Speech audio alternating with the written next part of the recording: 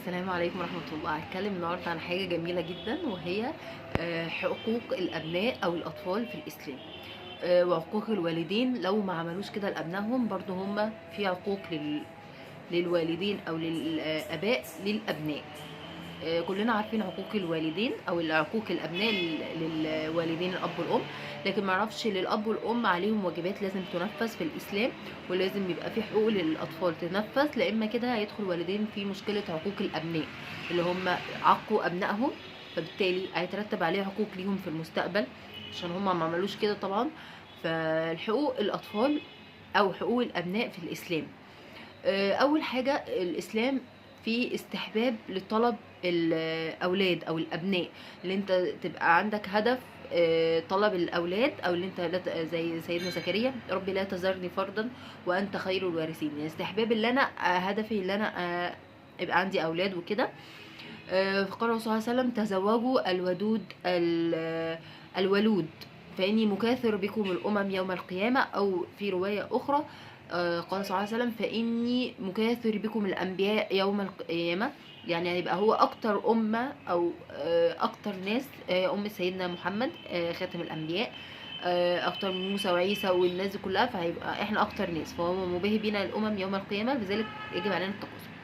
طب لا ينفي اني مباهي بيكم الامم ان احنا نتكاثر اولاد كتير، لا، في حاجه تانية برضو اسمها حقوق الاطفال، اللي احنا نفرق بين كل طفل وطفل في مده الولاده او كده عشان الام تستعيد صحتها، كذلك عشان الولد ده ما يتظلمش وحمله وفطامه 30 شهرا، او اللي هو اطعامه ورضاعته في 2 عشان ياخد حقه الكافي من رضاعة الام، ويبقى الام بصحة جيدة والولد طبعا بصحة جيدة، فالفرق ما يقلش عن 2 بين كل طفل وطفل. دي حاجة تانية، لكن هو الرسول قال يعني اكثروا من الولاد، بس في نفس الوقت نحفظ لهم حقوقهم.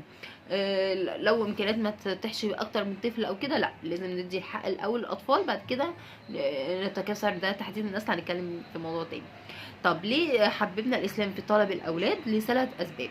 اولا هو مباهي بنا الامم يوم القيامه، اللي هو الاسلام ما ينتشر طبعا بنقل الناس ومحافظه على الاخلاق كويسه من الاسلام.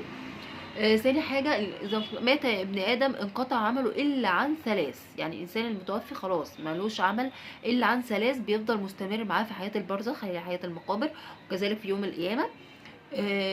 علم ينتفع به، صدقة جارية، ولد صالح يدعو له. لما حدث في الحديث قال الرسول صلى الله عليه وسلم ولد صالح يدعو له، حدد له صالح يدعو له، حتى انت ممكن تدعي لوالدك والدتك ويفضل الثواب ماشي لو هم متوفيين، بس لو انت صالح ومش بتدعي له مثلا، او الحياه شغلاك ومش عارفه ايه، بس انت بتعمل اعمال صالحه، كل ده هيرجع لميزان حسناتهم، هيفضل في ميزان حسنات الاب او الام، عشان كده قالوا صالح. فرجل ارتفع درجه في الجنه، يعني بشر بدرجة أعلى في الجنة وفي حياة البرزخ أو كده. فقال أين هذا، يعني منين؟ قال له من استغفار ولدك لك. فالاستغفار الأب والأم كل ده صدقة جارية، ما حزنش عليهم، بالعكس أفضل أنا الولد الصالح والصدقة الجارية والعمل الصالح، كأنهم عايشين وبيتعبدوا وبيزودوا حسناتهم لما أكون أنا صالح وأعيش حياتي على الفطرة الصحيحة والسليمة، واعمل اعمال صالحة اساعد ده، اعيش حياتي صح، كل ده من حسنات ابويا وامي المتوفيين. طب ليه كمان امرنا باستحباب طلب الاولاد غير اللي هو امر من النبي صلى الله عليه وسلم، واللي هو عمل صالح هيستمر ليك بعد ما ماتك، يعني حاجة تفضل موجودة